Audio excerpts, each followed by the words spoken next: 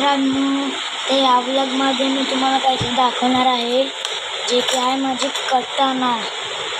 ही तुम्हाला मी खोलून दाखवतो, थांबा. ही बघा, हे याच्यामध्ये येतं अशी, थांबा घेऊन दाखवतो.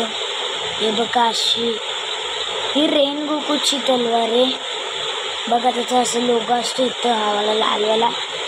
आणि हा पण भेटले शिल्ड. आणि हा तुम्हाला भेटेल फक्त कितीला, इथं प्राइस लिहिली बघा, 160ला भेटेल तुम्हाला. ही तुम्हाला आवडली असेल सबस्क्राईब करा आणि लाईक करा. आणि गाईज, तुम्हाला वाटत असेल जोरोची कटाना आहे, कारण की याच्यावर जोरोचा लोगो दिला म्हणून, पण नाही, ही रेनगोकुच आहे. कारण की जोरोचं असा लोगो नसतो, रेनगोकुचा असतो. ही धारधूर नसते. थांबा तुम्हाला दाखवतो. हे बघा,